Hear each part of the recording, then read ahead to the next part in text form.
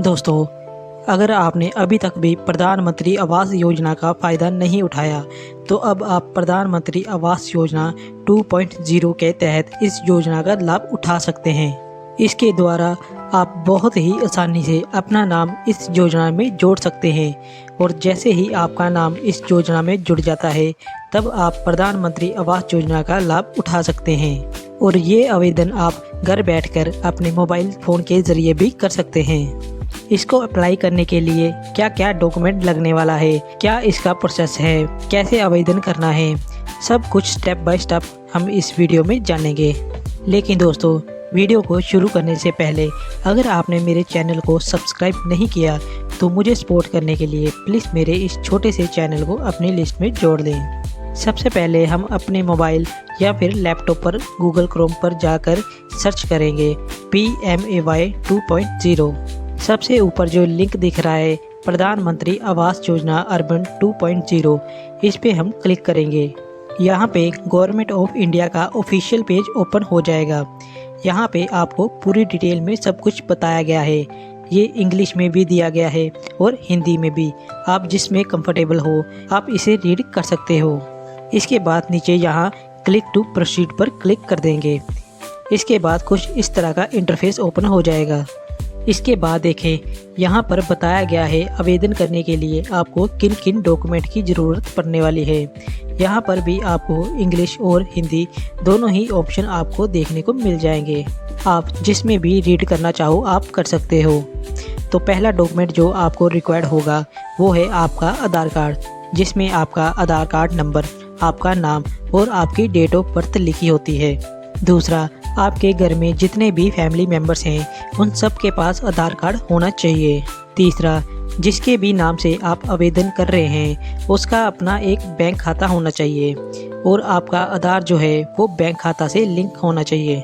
चौथा, आपके पास अपना आय प्रमाण पत्र होना चाहिए।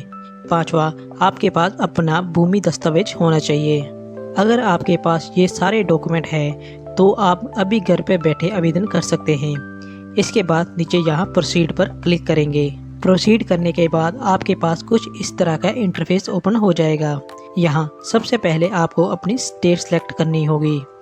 इसके बाद यहाँ आपको अपनी एनुअल इनकम एंटर करनी होगी। इसके बाद आपके सामने 3 ऑप्शन आ रहे हैं। यहाँ पे हम पहला ऑप्शन सेलेक्ट करेंगे। इसके बाद आपसे पूछा गया है इंडिया में आपका कोई पक्का मकान है तो इसे आप यस करेंगे और अगर नहीं तो इसे आप नो करेंगे। इसके बाद दोस्तों, आपसे पूछा गया है 20 साल में अगर आपने इस स्कीम का फ़ायदा उठाया है तो इसे यस करेंगे और अगर नहीं तो इसे नो करेंगे। इसके बाद यहाँ एलिजिबिलिटी चेक पर हम क्लिक करेंगे। अब आपके पास ऐसा पेज आ जाएगा।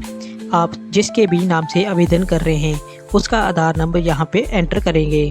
आपके आधार कार्ड पर आपका जो भी नाम है उसे आप यहाँ पर एंटर करेंगे।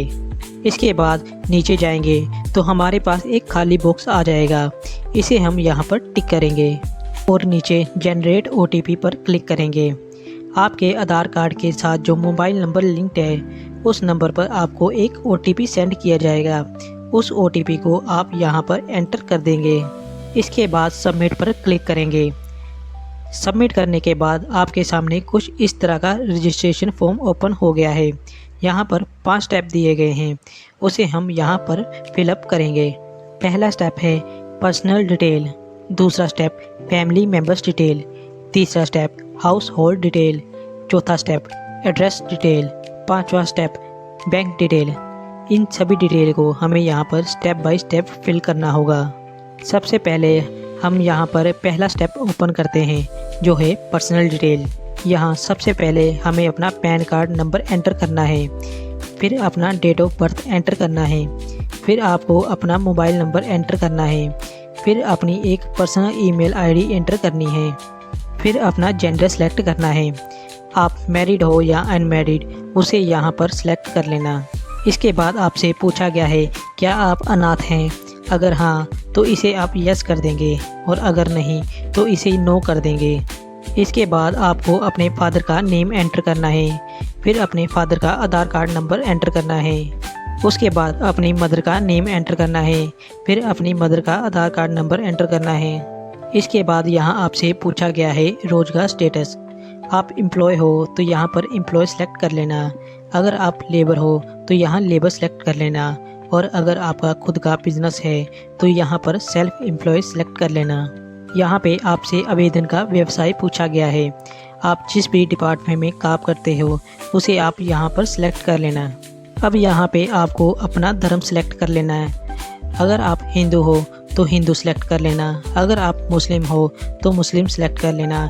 इसी प्रकार आपका जो भी धर्म है उसे आप यहाँ पर सिलेक्ट कर लेना। इसके बाद आप अपनी कैटेगरी यहाँ सेलेक्ट कर लेना। आप जनरल कैटेगरी में आते हो या फिर SC OBC में आते हो, उसे आप यहाँ पर सिलेक्ट कर लेना। उसके बाद आप यहाँ सेलेक्ट कर लेना कि आप कितने पढ़े लिखे हैं। अगर आप ग्रेजुएट हैं या पोस्ट ग्रेजुएट हैं तो उसे आप यहाँ पर सिलेक्ट कर लेना। इसके बाद आपसे पूछा गया है कि गवर्नमेंट की इन सभी योजनाओं का आपने लाभ उठाया है तो इसे आप यस कर देना। अगर नहीं उठाया तो इसे आप नो पर क्लिक कर देना। अब सेव एंड कंटिन्यू पर क्लिक कर देना। ये हमारा पहला स्टेप कंप्लीट हो गया है। अब आपके सामने दूसरा स्टेप ओपन हो गया है, जहाँ पे आपको अपनी फैमिली मेम्बर की डिटेल यहाँ पर ऐड करना है। पहला यहाँ पर फैमिली मेम्बर का नाम ऐड कर लेना, फिर आगे उसकी डेट ऑफ बर्थ सेलेक्ट कर लेना, फिर यहाँ पे आपका उनसे क्या रिलेशन है उसे सिलेक्ट कर लेना, फिर उनका जेंडर सेलेक्ट करना, फिर उनका आधार नंबर एंटर करना और उनकी ऑक्यूपेशन को सिलेक्ट कर लेना। इसी प्रकार बारी बारी से आप सभी मेंबर को यहाँ पर ऐड कर लेना। इसके बाद सेव एंड कंटिन्यू पर क्लिक करेंगे। अब हमारा दूसरा स्टेप भी यहाँ पर कंप्लीट हो चुका है। इसके बाद तीसरा स्टेप पे आते हैं, हाउस होल्ड डिटेल। यहाँ पे थोड़ा नीचे आओगे तो यहाँ पर आपको दिया गया है कि आप अपनी इनकम का सर्टिफिकेट यहाँ पर अपलोड करें। सर्टिफिकेट आपको PDF में बनाकर अपलोड करना होगा। इसका साइज़ 100 KB से कम का रहना चाहिए। इसके बाद अपलोड पर क्लिक कर देना। इसके बाद थोड़ा नीचे आओगे तो यहाँ पर आपसे पूछा गया है इस सिटी में आप कितने सालों से रह रहे हो, तो उतने साल आप यहाँ पर सिलेक्ट कर लेना।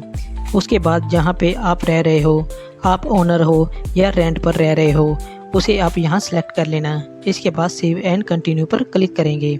यहाँ पे हमारा तीसरा स्टेप भी कंप्लीट हो चुका है। इसके बाद अगला स्टेप आता है एड्रेस डिटेल। यहाँ नीचे आप अपने घर का पूरा एड्रेस टाइप कर देना। आप कौन सी स्टेट से हो उसे सिलेक्ट कर लेना, कौन सी डिस्ट्रिक्ट से हो उसे भी सिलेक्ट कर लेना, आप जिस ज़िले से हो उसे भी सिलेक्ट कर लेना, आप सिटी में रहते हो या किसी गांव में उसे यहाँ सिलेक्ट कर लेना। फिर अपनी सिटी का नाम सेलेक्ट कर लेना और अपनी सिटी का पिन कोड टाइप कर देना। अब यहाँ नीचे आपसे परमानेंट एड्रेस पूछा गया है, उसे भी आप यहाँ पर सिलेक्ट कर लेना। ये एड्रेस देने के बाद आपको यहाँ पर प्रधानमंत्री आवास योजना का कंस्ट्रक्शन साइट का एड्रेस भी आपको यहाँ पर देना होगा।